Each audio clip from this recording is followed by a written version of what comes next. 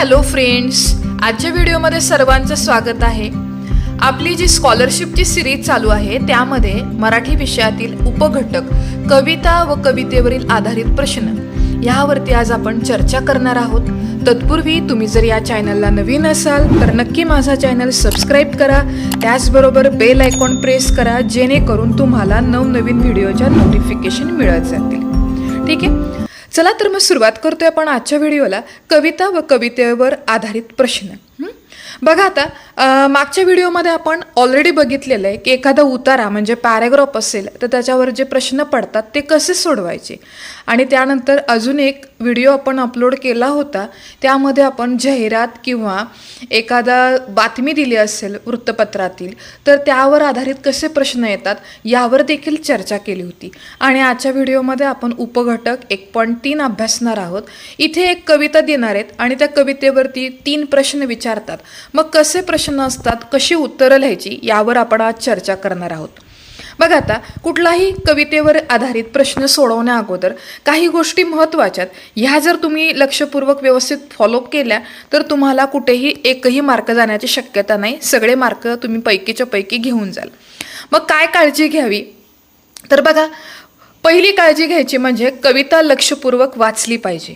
काय करावं लागेल तुम्हाला सुरुवातीला, तर जी कविता दिली असेल ना ती कविता पहिल्याने तुम्ही वाचायला शिका, म्हणजे काय नक्की कविता आहे, काय त्याच्यामध्ये आशय दिलेला आहे, तर कवितेचं वाचन व्यवस्थित करा। ही पहिली गोष्ट तुम्हाला सगळ्यांना काळजीपूर्वक करायची। त्यानंतर दुसरी गोष्ट ती म्हणजे कवितेचा आशय समजून अर्थ जाणून घ्यायचा आहे। म्हणजे काय, एखादी कविता दिली ती नुसती वाचत बसू नका, तर त्याचा अर्थही महत्त्वाचा आहे, तो अर्थ समजला पाहिजे, तो अर्थ समजून घ्यायचा आहे। त्यानंतर तिसरी गोष्ट म्हणजे कवितेवर आधारित प्रश्न नीट वाचायचेत। बऱ्याच वेळा असं होतं की आपण खूप घाई गडबडीमध्ये प्रश्न वाचतो आणि प्रश्नाचं उत्तर होकारार्थी असतं आणि आपण उत्तर देऊन जातो नकारार्थी, मग असे पण मार्क जातात आपल्याकडून। तर तेच आपल्याला मार्क टाळायचे आहेत, म्हणून कवितेचे जे प्रश्न आहेत ते व्यवस्थित वाचायचे आहेत तुम्हाला। त्यानंतर चौथी गोष्ट म्हणजेच काय, तर सर्व पर्याय तपासून बघायचेत। म्हणजे काय, बऱ्याच वेळा असं होतं की आपल्याला एखादा पर्याय बरोबर वाटतो आणि आपण लगेच तिथंच काय करतो, तो पर्याय अचूक म्हणून लिहून टाकतो, पण पुढे नंतर लक्षात येतं की अरे हा पर्याय चुकीचा आहे आणि 2 नंबरचा पर्याय बरोबर होता। मग अशा चुका आपल्याला टाळायच्या आहेत, आणि ह्या चुका कधी टाळता येतील, जर तुम्ही व्यवस्थित ती प्रश्न वाचले असतील आणि त्या पर्यायाला नीट समजून घेतलं असेल तर तुम्हाला कुठे अडचण येणार नाही। त्यामुळं पर्याय तपासून घेणं खूप महत्त्वाचं आहे। त्यानंतर योग्य उत्तराचा पर्याय शोधताना 4ही पर्याय बारकाईने वाचा, कारण बऱ्याच वेळा काय असतात, पर्याय संदिग्ध विचारतात किंवा संदिग्ध उत्तरं दिलेली असतात। कधी कधी आपल्याला वाटतं पर्याय 1 बरोबर, कधी कधी वाटतं 2, आणि नंतर मग चौथा ऑप्शन असतो अ आणि ब किंवा 1 आणि 2। मग आपण काय करतो, पहिल्या पर्यायाला टिक केलेली असते किंवा तो गोल रंगवलेला असतो आणि आपलं उत्तर असतं ड पर्याय किंवा चौथा पर्याय। मग अशा चुका होऊ नयेत म्हणून सगळे पर्याय नीट वाचायचे आणि त्यानंतर प्रश्नांना सोडवायला सुरुवात करायची। ठीक आहे, तर अशा प्रकारच्या काळजी व्यवस्थित जर तुम्ही घेतल्या, आणि महत्त्वाची गोष्ट म्हणजे काय, कुठलाही पर्याय जरी निवडला असेल तर लगेच गोल रंगवण्याची घाई करू नका।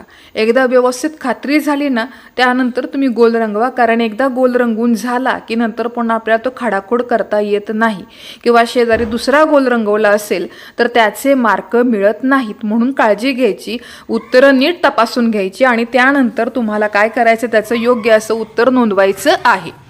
ओके, आता बघा पुढे जाऊयात, आपण एखादा प्रश्न घेऊयात आपण, किंवा त्याच्या अगोदर कवितेचं वाचन करूयात, आणि वाचन केल्यानंतर तुमच्या लक्षात येईल की कशा प्रकारचे प्रश्न विचारले जातात। बघा आता एक कविता वाचते मी। निळ्या खाडीच्या काठाला माझा हिरवाच गाव, जगात मी मिरवतो त्याचे लावूनिया नाव, पूल ओलांडिता पुढे रस्ता येईल तांबडा, घरी आणील सरळ जरी दिसला वाकडा, थोड्या पायवाटा हिंडा लांब तांबड्या वाकड्या, होड्या उपड्या झालेल्या तशा पहाल टेकड्या। तर ही झाली कविता। आता कविता वाचून झालेली आणि कवितेवरती मग कुठल्या प्रकारचे प्रश्न आहेत त्या प्रश्नांवर देखील आपण चर्चा करूयात। बघा आता कविता वाचलेले लक्षपूर्वक वाचायची आणि त्यानंतर तुम्हाला पहिला प्रश्न विचारलेला आहे, कवितेत आलेल्या विशेषण आणि नाम यांच्या जोड्यांपैकी चुकीची जोडी ओळखा. काय करायचं तुम्हाला? चुकीची जोडी ओळखायची आहे. त्यामुळे प्रश्न नीट वाचायचं. नाहीतर आपल्याला कधी कधी असं वाटतं बरोबर जोडी कुठली आहे तेच शोधतो आपण आणि मग मार्क घालून बसतो. तर बघा, पहिल्या उत्तरमध्ये दिले सरळ रस्ता. तर याच्यामध्ये आपल्याला सरळ रस्ता दिलाय का? बघा आधी रस्ता कसा आहे, तर कसा दिसणार आहे तो? वाकडा तिकडा. त्यामुळं पहिलाच पर्याय आपला काय आहे? चुकीचा आहे. म्हणून तुमचं पहिल्या प्रश्नाचं उत्तर असणार आहे सरळ रस्ता नाही, कारण आपल्याला प्रश्न विचारलाय चुकीची जोडी. निळी खाडी बरोबर आहे, वाकड्या पायवाटा बरोबर आहेत, हिरवा गाव हे सगळ्यांचे उल्लेख या कवितेमध्ये झालेले आहेत.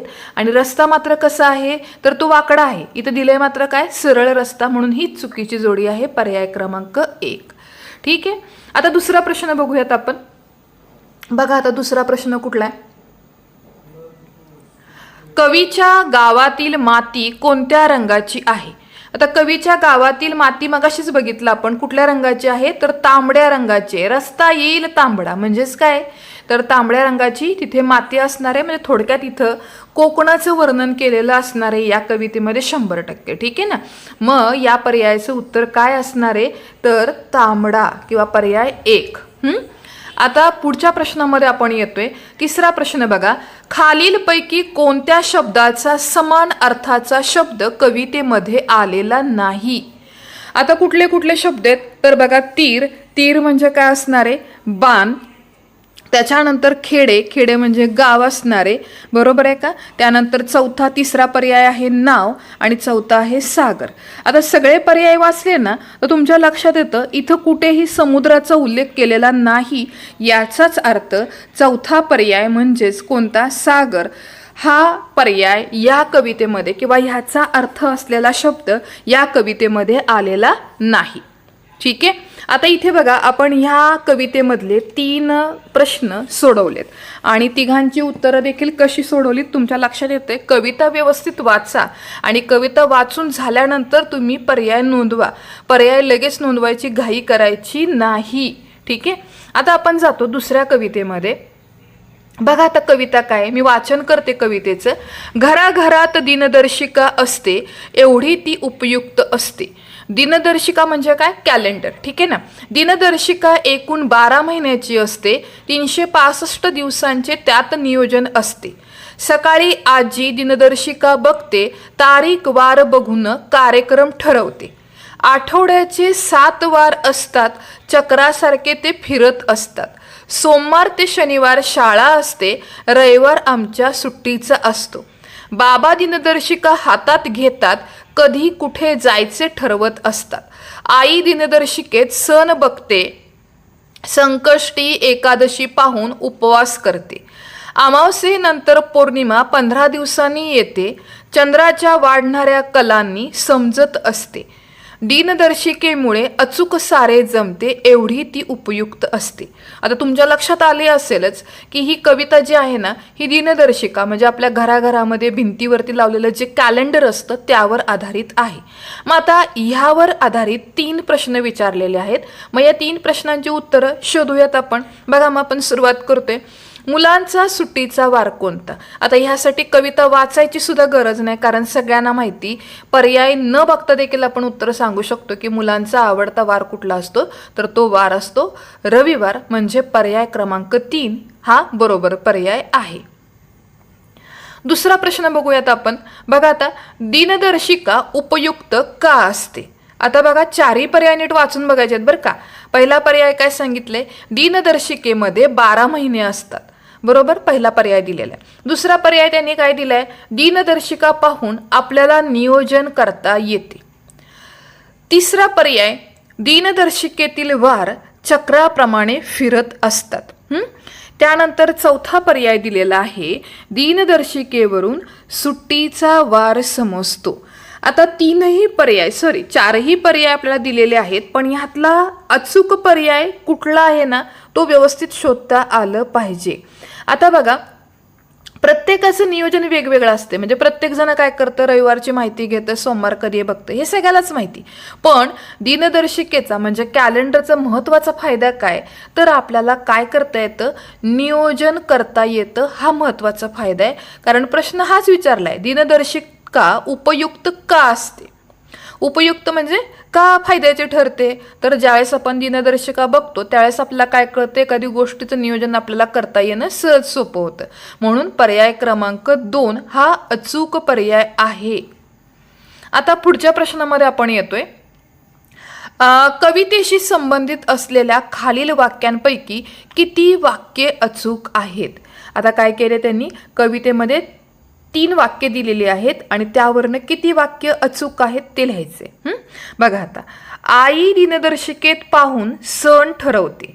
आता असं कधी करता येईल का, मला सांगा बरं, की जर आईने बघितलं कॅलेंडर आणि कॅलेंडरमध्ये बघून आपण सण ठरवतो का, तर सण ऑलरेडी दिनदर्शिकेत दिलेले असतात आणि आपण त्याप्रमाणे सण साजरे करतो. आपण सण ठरवू शकत नाही की आज मला 15 तारीख आवडते म्हणून मी 15 तारखेला दिवाळीच घेणार, असं ठरवता येतं का, तर नाही. त्यामुळे पहिला पर्याय चुकीचा आहे. आई दिनदर्शिकेत पाहून सण ठरवत नाही. त्यामुळे पहिला पर्याय म्हणजे अ हा ऑप्शन चुकीचा आहे. दुसरा ऑप्शन बघा, आजी तारीख वार पाहून कार्यक्रम ठरवते. आजी काय करते, तर तारीख आणि वार हे सगळं बघून काय करते, कार्यक्रम ठरवते. बरोबर. आता पुढचा तिसरा पर्याय पण आपण बघूयात, की बाबा दिनदर्शिका पाहून प्रवासाचे नियोजन करतात. ओके, तर त्यांनी 3 वाक्य दिलेत आणि त्यावरनं तुम्हाला 4 पर्याय दिलेत. आता आपल्याला विचारले अचूक. आता इथं पण बघा प्रॉब्लेम येऊ शकतो. अचूकचा अर्थ काय, अगदी बरोबर, काहीच चुकलेलं नाही असा तुम्हाला पर्याय निवडायचा आहे. आता पहिला ऑप्शन दिलाय त्यांनी फक्त अ. फक्त अ हा अचूक आहे का, म्हणजे बरोबर आहे का, तर नाही. पहिला तर पर्याय चुकीचा आहे. त्यानंतर अ आणि ब हाही पर्याय येऊ शकत नाही, कारण त्याला कारण आहे. अ पर्याय ऑलरेडी चुकीचा आहे, त्यामुळं अ आणि ब येऊ शकत नाही. आता चौथ्या पर्यायामध्ये पण तसंच दिलंय बघा, अ आणि क, त्यामुळे चौथाही पर्याय बरोबर येऊ शकत नाही, कारण आपल्याला वाक्य अचूक शोधायची ते. मग पर्याय कुठला बरोबर येतोय, तर पर्याय क्रमांक 3 म्हणजेच ब आणि क. ब मध्ये काय, आजी तारीख वार पाहून कार्यक्रम ठरवते आणि बाबा काय करतात, कॅलेंडर बघून प्रवासाचे नियोजन करतात. ठीक आहे, मग ह्या प्रश्नाचं उत्तर काय येणार आहे, ब आणि क पर्याय असलेला तिसरा पर्याय. पुढे येऊयात पुढच्या कवितेमध्ये. पुढची कवितेचं वाचन मी करते बघा आता. झुळू झुळू वाहे नदीचे पाणी, आले कुठून सांगेल का कुणी. डोंगर दऱ्यात झालाय उगम, खळाळत वाहते प्रदेश असता दुर्गम. वाटेत भेटती गावे शेजारी, गरज भागवी त्यांची सारी. रानावनात झाडे अनवेली, तृषातांना तीच असे वाली. का होते तिची दुर्दशा पुढे, गृहीत धरती बिचारीला सगळे. केर कचरा आणि सांडपाणी, जलप्रदूषण हे केले तुम्ही आम्ही. जीवनदायिनी ही आपली, अवकळा सारी तिला आणली. वेळीच मानवा हो जागा, ठेव शुद्ध रे तू सरिता. आता कवितेचं वाचन केलेलं आहे. यामध्ये तुम्हाला लक्षात आलं असेल की कवितेमध्ये काय केले, नदीचं वर्णन केले आणि माणूस नदीचं प्रदूषण कशा प्रकारे करतो याबद्दल थोडी माहिती दिलेली आहे. तर कवितेचं वाचन केले आपण. आता आपण जाणार कशामध्ये, प्रश्नांमध्ये. बघा आता पहिला प्रश्न, नदीचा उगम कोठे झाला.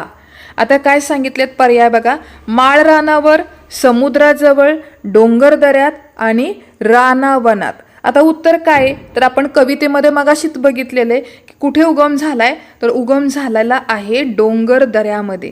ओके, म्हणजे काय असणार आहे, पर्याय क्रमांक डोंगर दऱ्या असलेलं जिथे कुठे असेल तो पर्याय तुमचा बरोबर आहे. मग बघा कुठे येत आहे डोंगर दऱ्यामध्ये, तर पर्याय क्रमांक 3. ठीक आहे, आता पुढच्या प्रश्नामध्ये येतोय आपण. बघा आता, तहानलेले यासाठी कवितेमध्ये कोणता शब्द आलेला आहे. मग अशी पण बघितलं आपण, तृष्णा. तृष्णा म्हणजे काय असतं, तहान असतं. याचा अर्थ तृषार्थ. हा पर्याय जो आहे तो पर्याय तुमचा काय असणार आहे, पर्याय 1 हा बरोबर पर्याय आहे. तिसऱ्या प्रश्नामध्ये येऊयात आपण. तटीनी या शब्दाला समानार्थी असलेला खालीलपैकी कोणता शब्द कवितेमध्ये नाही. आता तटीनी म्हणजे काय, तर बघा नदीचा समानार्थी शब्द आहे, बरोबर आहे का?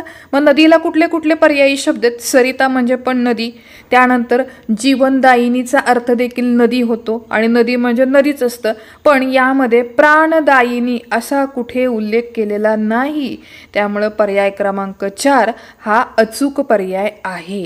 ठीक आहे, तर अशा प्रकारे आपण ह्या कवितेमधल्या प्रश्नांची उत्तरे तपासून बघितली. आता आपण येतो पुढच्या कवितेमध्ये. बघा, मी कवितेचं वाचन करते आणि नंतर आपण त्याची प्रश्न उत्तरे पण तपासून बघूयात. बघा आता, सांज उन्हाच्या 4 पाकळ्या उतरून दारी आल्या, लखलखणारे क्षितिजच अवघे मला देऊनी गेल्या. निळा जांभळा इवला तुकडा उतरून ये मजसाठी, आभाळच तो पदरी झेलून बांधियले मी गाठी.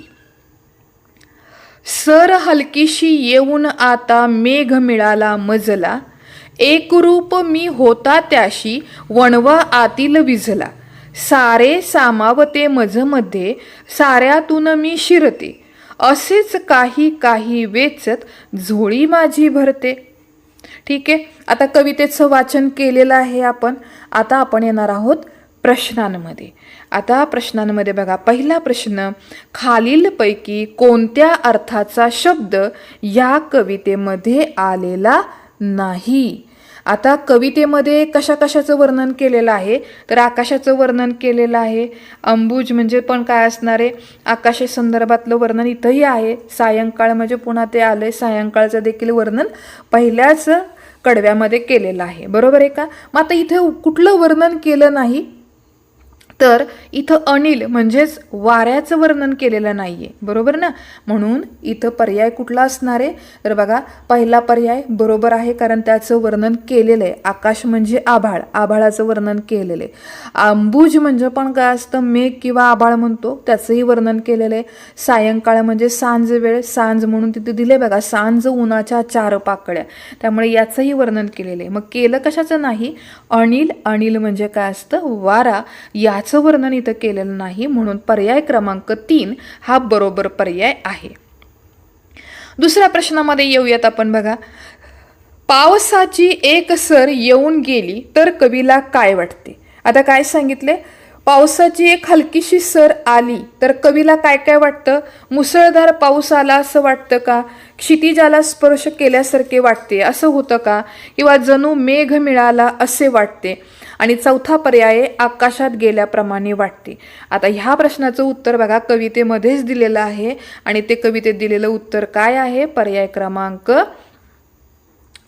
काय? मेघ मिळाला मजला असं लिहिलेला जो पर्याय आहे तोच तुमचा पर्याय बरोबर आहे. म्हणजेच कुठला? तर पर्याय क्रमांक 3 बरोबर आहे. ठीक आहे, म्हणजे याचं उत्तर काय आलं? जणू मेघ मिळाला असे वाटते. आता पुढच्या प्रश्नामध्ये आपण येतोय. बघा आता, कवितेतील अंतिम कडव्यातून कवीचा खालीलपैकी कोणता गुण लक्षात येतो? आता इथे कवितेमधून कुठला गुण लक्षात येतो हे आपल्याला शोधायचं आहे. आता कवितेचं अंतिम कडवं आपण वाचून बघूयात. बघा आता, सारे सामावते मजमध्ये साऱ्यातून मी शिरते, असेच काही वेचत झोळी माझी भरते. ठीक आहे ना? आता ह्यावरनं कवितेचा जो लिहिणारा जो काही असेल कवी, त्याचा कुठला गुण लक्षात येतो? पहिला आहे अवकळपणा. अवकळपणा नसणारे, कारण अवकळपणा आपण म्हणतो ना, लहान मुलं अवखळ असतात, तसं तर काही वाटत नाही. साधेपणा. तिसरा पर्याय आहे अल्पसंतुष्ट आणि चौथा पर्याय आहे निसर्गाशी समरस होणे. आणि हाच तुमचा अचूक पर्याय आहे, कारण कवीचं ज्यावेळेस आपण कवितेचं वाचन करतो त्यावेळेस कळतं आपल्याला की निसर्गाशी समरस होणे हाच गुण त्याचा आपल्या लक्षात येतो. तर इथे बघा, याही कवितेचे आपण प्रश्न उत्तरे बघितलेले आहेत. आता पुढच्या कवितेमध्ये आपण येतो. बघा, कवितेचं वाचन मी पहिल्यांदा करते. लहानपण देगा मला जणू मुंगी साखरेचा ठेवा, तैसे माझे बालपण आहे माझ्यासाठी अमूल्य ठेवा. सरले ते भरल्या गोकुळात क्षणोक्षणी आनंद घेत, अनेक भावंडे काका काकी आजी आजोबा बाबा अन आई. कुणी रागे भरावे कुणी लाड करावे, कुणी शिस्त लावता गोंजारावे. पडलो आजारी जरी आम्ही चिंता कुणाना झाली कधी, संस्कारांनी वाढलो आम्ही आजीच्या गोष्टींना भुललो आम्ही. सहकार्य भावना जी मनी रुजली पुन्हा कधी ना ती विसरली, वाटे माझ्या भाग्याचा मलाच हेवा, सार्थ केले गोकुळ या नावा. आता इथे कवितेचं वाचन आपलं करून झालेलं आहे. आता आपल्याला काय करायचं ती यांची प्रश्न उत्तरे बघायची आहेत. बघा आता, कवीसाठी अनमोल ठेव कोणती आहे? तर कवीसाठी अनमोल ठेव कुठली आहे? आपण आत्ताच बघितलं तर त्यामध्ये कवीने काय सांगितलं होतं? बालपण हीच आमच्यासाठी अनमोल ठेव आहे. त्यामुळे पहिल्या प्रश्नाचा अचूक पर्याय आहे पर्याय क्रमांक 3. दुसरा प्रश्न बघा आता, कवीच्या घरात खूप सारे माणसे राहत होती, यासाठी कोणत्या अलंकारिक शब्दावरून कळतं? आता कुठला शब्द वापरलाय? तर बघा, यामध्ये त्यांनी वापरलेला शब्द आहे भरल्या गोकुळात. भरल्या गोकुळाचा अर्थ काय? तर तिथे भरपूर माणसं असणारे अशा या माणसांमध्ये हा कवी राहत होता. म्हणजेच इथं कवितेमध्ये कवीने जो शब्द वापरलाय तो कोणता आहे? भरल्या गोकुळात. पुढचा प्रश्न बघा, कवीला लहानपणी काय आवडत होते? कवीला लहानपणी काय आवडायचं? पर्याय दिलेत त्यांनी, साखर, आई बाबा, आनंद आणि आजीच्या गोष्टी. तर या कवितेमध्ये दिलेला उल्लेख केलेला काय आहे? आजीच्या गोष्टी. त्यामुळे हा तुमचा अचूक पर्याय आहे, आजीच्या गोष्टी. आता पुढच्या प्रश्नामध्ये आपण येतोय, त्यासाठी आधी कवितेचं वाचन करूयात आणि त्यानंतर प्रश्नांची उत्तरे आपण शोधूयात. बघा आता, सूर्य रोज रंगवितो आभाळाची कोरी पाटी, निसर्ग राजा तुझ्या दप्तरात किती मोठी रंगपेटी. किती सुंदर वाक्य लिहिलेलं आहे बघा. उष्ण सोनेरी पोशाख ह्या सूर्याच्या अंगात, उगवतो मावळतो लाल केशरी रंगात. बहुरंगाच्या चित्रांची तुझ्या वहीवर दाटी, सूर्यफुलाच्या पिकाला रंग देतोस पिवळा, काळ्या शिवारी फुलवी शुभ्र कपाशीचा मळा. पिकांवर शिंपतो तू रंग हिरवा पोपटी, मोठ्या रंगीत खडूने रंगवितो आभाळाला. रात्रीसाठी काळा रंग सांग किती तू आणला, सप्तरंग हे तूच दिले इंद्रधनुष्यासाठी. आता ही सगळी कविता कशावर आहे? तर निसर्गामध्ये जे वेगवेगळे रंगीत वस्तू आहेत त्याचं वर्णन खूप छान पद्धतीने कवीने इथे कवितेमध्ये केलेलं आहे. आता त्यावर आधारित आपण प्रश्नांची उत्तरे तपासून बघूयात. बघा आता, पहिला प्रश्न, निसर्गात रंगबेरंगी अनेक गोष्टी आढळतात, हे कवितेतील कोणत्या ओळीवरनं समजते? आता पहिली ओळ किंवा पहिले पर्याय बघूयात. बघा आता, पहिला पर्याय उष्ण सोनेरी पोशाख ह्या सूर्याच्या अंगात. त्यानंतर दुसरा पर्याय बघा, बहुरंगाच्या चित्रांची तुझ्या वहीवर दाटी. आणि हाच आपला अचूक पर्याय आहे, कारण प्रश्नही तसाच विचारलाय की अनेक गोष्टी आढळतात. मग अनेकसाठी शब्द कुठला आहे? बहुरंगाच्या चित्रांची तुझ्या वहीवर दाटी. म्हणून पर्याय क्रमांक 2 हा अचूक पर्याय आहे. पुढच्या प्रश्नामध्ये येतोय आपण. बघा आता, दुसरा प्रश्न काय विचारलेला? दुसरा प्रश्न, कवितेमध्ये किती रंगांचा उल्लेख केलेला आहे? तर कवितेमध्ये कुठल्या रंगांचा उल्लेख केलेला आहे? तर किती रंग आहेत बघा कवितेमध्ये, इथं लिहिलेलंच आहे सरळ सरळ. काय? तर 8 रंगांचा उल्लेख केलेला आहे. तुम्ही ज्यावेळेस वाचाल त्यावेळेस तुमच्या पण लक्षात येईल की ज्या कवितेमध्ये किती रंगांचा उल्लेख केलेला आहे, तर 8 रंगांचा उल्लेख केलेला आहे. तिसरा प्रश्न, कवितेमध्ये उल्लेख असलेल्या विशेषण आणि नाम यांच्या जोड्यात खालीलपैकी चुकीची जोडी असलेला पर्याय निवडा. आता पहिला पर्याय रंगीत पाटी. आता रंगीत पाटी म्हटलंय का त्यांनी? तर रंगपेटी म्हटलंय आणि कोरी पाटी म्हटलेले. त्यामुळं चुकीची जोडी असलेला जो पर्याय आहे तो पहिलाच पर्याय रंगीत पाटी. कारण आपल्या कवितेमध्ये उल्लेख कशाचा केलेला आहे? तर कवितेमध्ये उल्लेख केलेला आहे कोरी पाटीचा आणि त्यांनी दिलेला आहे काय? रंगीत पाटी. आणि आपल्याला शोधायचा आहे चुकीचा पर्याय, म्हणून रंगीत पाटी हा पहिला पर्याय चुकीचा पर्याय आहे. ठीक आहे. तर बघा, इथे अशा प्रकारचे आपण प्रश्न उत्तरे बघत चाललेलो आहे आणि तुमच्याही लक्षात येते की कवितेचे काही शब्द बऱ्यापैकी प्रश्न विचारलेत ते समान अर्थावर विचारलेत. त्यामुळे समान अर्थींचा संग्रह जर तुमच्याकडे जास्त असेल तर कवितेची उत्तरं शोधायला तुम्हाला लवकर सोपे जाईल किंवा तुम्ही उत्तरं अगदी अचूकपणे शोधू शकाल. आता दुसरी कविता आपण वाचन करूयात. सावित्रीच्या लेकी आम्ही सावित्रीच्या लेकी, शिक्षणाचा वसा तिचा नेऊ घरोघरी. अज्ञानाला दूर करू, अन्यायावर मात करू, अत्याचाराविरुद्ध आम्ही पेटून उठू. अजिंक्य आमची युती, दुर्दम्य इच्छाशक्ती, शान वाढवी राष्ट्राची, सावित्रीच्या ज्योती. अबला नारी नाही आम्ही, अगतिक नाही, प्रगती समाजाची उत्तुंगावर नेऊ. आता इथे आपण कवितेचं वाचन केलेलं आहे. आता आपण बघणार आहोत कवितेवर आधारित कुठल्या प्रकारचे प्रश्न विचारलेले आहेत. बघा आता पहिला प्रश्न बघूयात. सावित्रीच्या लेकी असं कवितेमध्ये कोणाला म्हटलेलं आहे? आता कोणाला म्हटले बघा, तर सरळच आहे, तुम्हाला पण कळालं असेल, मुलींसाठी ही कविता आहे. तर म्हणून उत्तर या पर्याय 2 हा अचूक पर्याय आहे. मुलींना सावित्रीच्या लेकी म्हणून म्हटलेलं आहे. दुसरा प्रश्न, सावित्रीच्या लेकी कशाविरुद्ध लढा देणार नाहीत? मग कशाविरुद्ध लढा देणार नाहीत? तर बघा, अन्यायाविरुद्ध ते देणार आहेत, अत्याचाराविरुद्ध लढा देणार आहेत, अज्ञानाबरोबर पण लढा देणार आहेत, पण ज्ञानाविरुद्ध ते मात्र लढा देणार नाही. त्यामुळे चौथा पर्याय बरोबर पर्याय आहे. तिसरा प्रश्न, आजची स्त्री कशी आहे? तर बघा, अजिंक्य, अगतिक, सबला आणि दुर्दम्य. आता आजची स्त्री कशी आहे?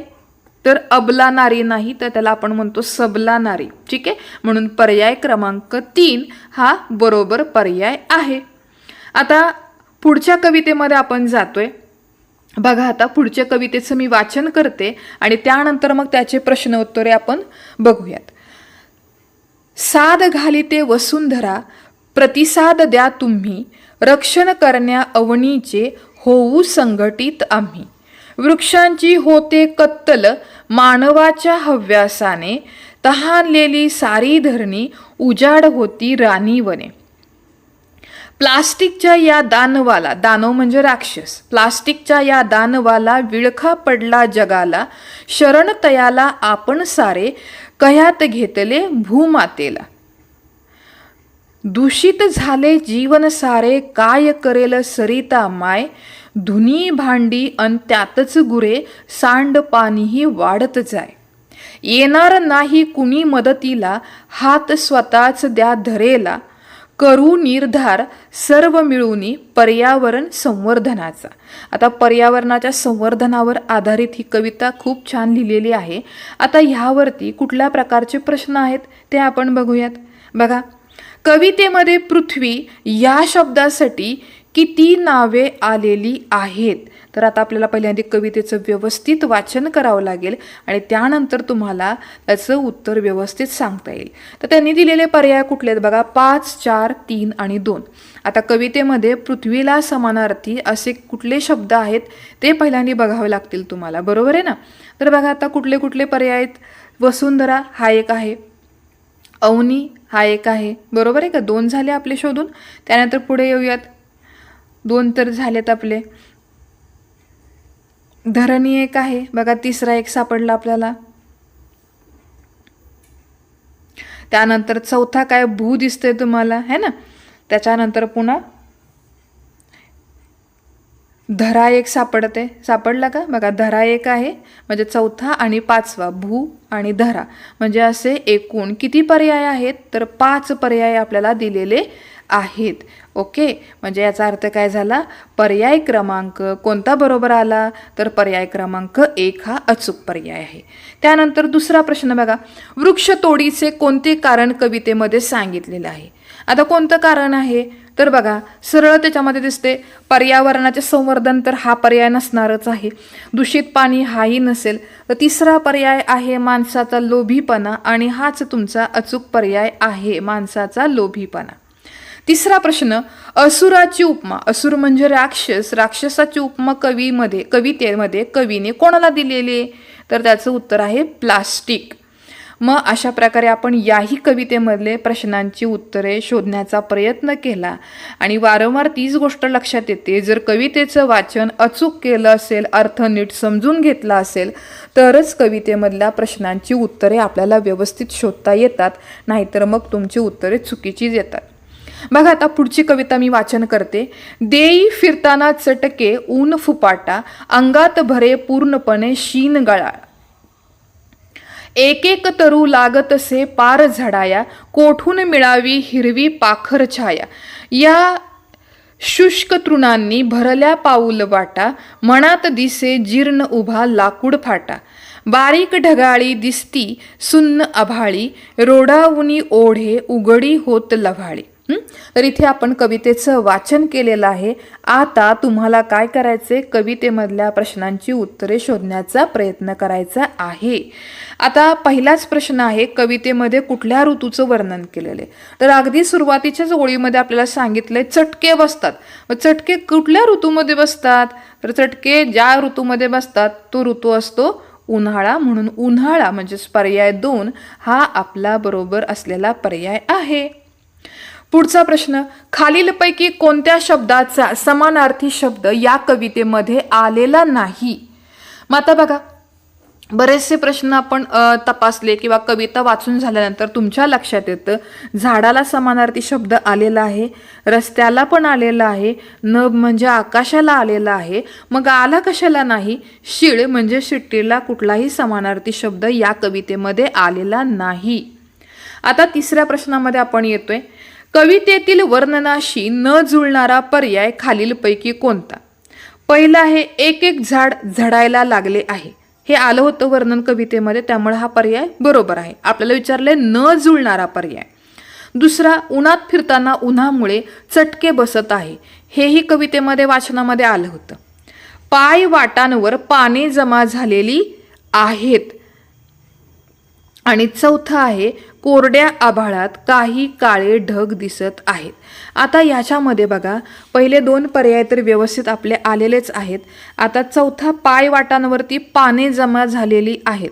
असं काही दिसतंय का तुम्हाला? बघा, कुठे दिसतंय का पाय वाटामध्ये पाने जमा झालेली आहेत? आपण कविता बघूयात आणि कवितेवरनं ठरवूयात. बघा आता, देईस फिरताना चटके ऊन फुपाटा, अंगात भरे पूर्णपणे शीन गळाटा, एक एक तरू लागत असे पार झडाया, कोठून मिळावी हिरवी पाखर छाया, या शुष्क तृणांनी भरल्या पाऊल वाटा. बघा इथं काय सांगितलंय, शुष्क तृणांनी, त्याच्यामुळे हा पर्याय जो आहे तो चुकीचा आहे. पाने जमा झालीत का, तर नाही. उन्हाळ्यामुळे पानं नाही, तर शुष्क तृण म्हणजे गवत झालेलं आहे, तेही वाळलेलं आहे. आता शेवटची कविता आपण बघूयात. आली दिवाळी दिवाळी, दारी दिव्यांची आरास, रांगोळीच्या नक्षीमध्ये रंग घालितात रास. आली दिवाळी दिवाळी, फराळाचा घमघमाट, नवे कपडे आणिले, झाला किती थाटमाट. दारी प्रकाशाची होई, रोषणाई लखलख, भुईनळे भुईचक्रे झगमगता दिमाक. आली दिवाळी दिवाळी, काही घरात काळोख, दिवा घेऊन जाऊया, उजळूया घरे लख. पुसुतयांची लोचने, जेथे तेथे आहे उने, इतुकेच मागते मी, येत्या दिवाळीचे देणे. तर आता कवितेचं वाचन केलेलं आहे.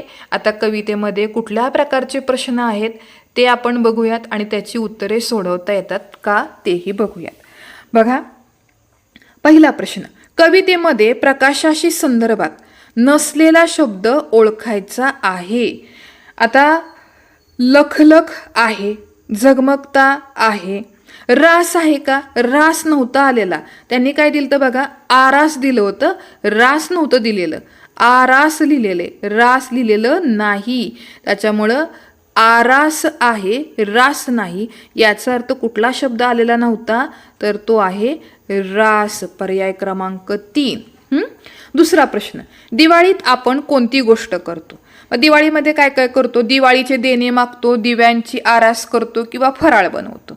आता फक्त अ आहे का, ब आणि क आहे का, किंवा अ आणि ब आहे का, का अ आणि क आहे. बघा आता, दिव्यांची आरास करतो, बरोबर आहे का. त्यानंतर आपण काय करतो, फराळ देखील तयार करतो. मग ब आणि क असलेला पर्याय कोणता आहे, तर पर्याय क्रमांक 2 हा आपला अचूक पर्याय आहे. त्यानंतर तिसरा प्रश्न, शेवटचा प्रश्न बघा, खालीलपैकी कोणत्या शब्दाचा समान अर्थाचा शब्द कवितेमध्ये आलेला नाही. आता यामध्ये उजेड पडलेला याच्यामध्ये आलेला आहे प्रश्न किंवा त्याच्यामध्ये कवितेमध्ये उल्लेख आहे. तिमिर अंधार याचाही उल्लेख आहे. नयन म्हणजे लोचन हेही आलेलं आहे. मग आलं कुठलं नाही, तर नवे. म्हणजेच पर्याय क्रमांक 1 याचा समानार्थी शब्द कुठेही या कवितेमध्ये आलेला नाही. तर बघा, अशा प्रकारे घटक क्रमांक 1.3 कविता आणि त्यावर आधारित प्रश्न हा पूर्ण भाग आपण इथे संपवलेला आहे. आणि या व्हिडिओबरोबरच आपला घटक 1 की ज्यामध्ये उतारे, बातमी आणि कविता आणि जाहिरात ह्या संदर्भात जेवढे काही प्रश्न आहेत, बऱ्यापैकी सगळे प्रश्न, बऱ्यापैकी सगळे उतारे, कविता किंवा जाहिराती कव्हर केलेल्या आहेत. तर आजच्या व्हिडिओमध्ये आपण इथेच थांबतोय. जर तुम्हाला हे व्हिडिओ, शैक्षणिक व्हिडिओ उपयोगी पडत असतील, आवडत असतील, तर पुन्हा एकदा तुम्हाला सगळ्यांना मी विनंती करते की नक्की माझा चॅनल सबस्क्राईब करा. इथून पुढे असेच तुम्हाला शैक्षणिक व्हिडिओ बघायला मिळत जातील. धन्यवाद.